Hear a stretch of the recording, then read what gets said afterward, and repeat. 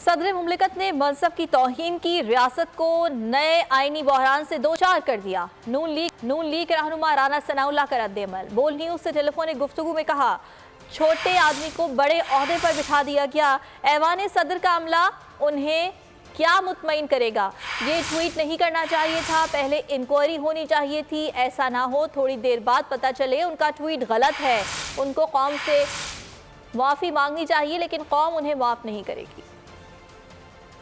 एक छोटे आदमी को एक बहुत बड़े मनसब पे बिठाने की इतने जो है वो भयानक नतीजा हो सकता है, मेरा ख्याल है कि ये किसी ने सोचा ना हो।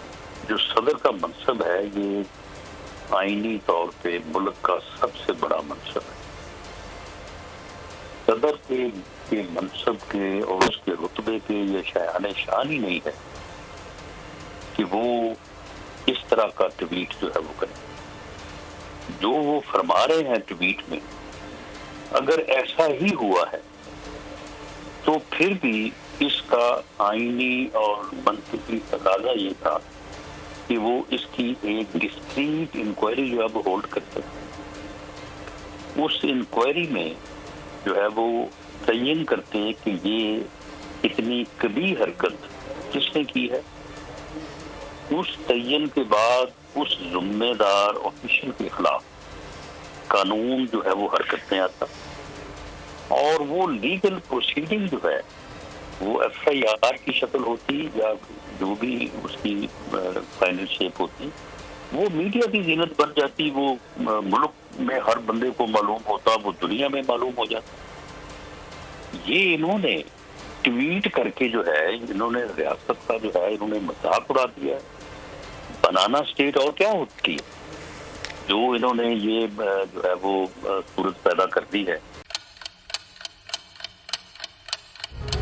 आप लोग इस मुल्क पाकिस्तान में आजाद हैं। सहाफती उसूलों पर कारबंद। बोल न्यूज ने रखी रिवायत बरकरार। बोल न्यूज़ की जानिब से देखने वालों को यौम आज़ादी की बेहद मुबारकबाद। मुल्क भर से जश्न आजादी की तकरीबात बोल ने दिखाई अपनी स्क्रीन पर। पाकिस्तान के 76वें यौम आजादी का जश्न बोल ने सुनाई पाकिस्तान जिंदाबाद के नारों की गूंज। बोल की सबसे बड़ी ट्रांसमिशन में पाकिस्तान का नाम रोशन करने वालों ने दिए कौम को पैगामात। बेपनाह मुश्किलात का सामना करके इस मुल्क को हासिल किया। आज़ाद कौमों को बहुत सी कुर्बानियाँ देनी पड़ती हैं। 76 वालियों में आज़ादी का दिन जोश खरोश के साथ मना, क्योंकि जिंदाबाद पाकिस्तान ये है बोल की पहचान। सब्सक्राइब करें और बेल दबाएं ताकि कोई खबर रह न जाए।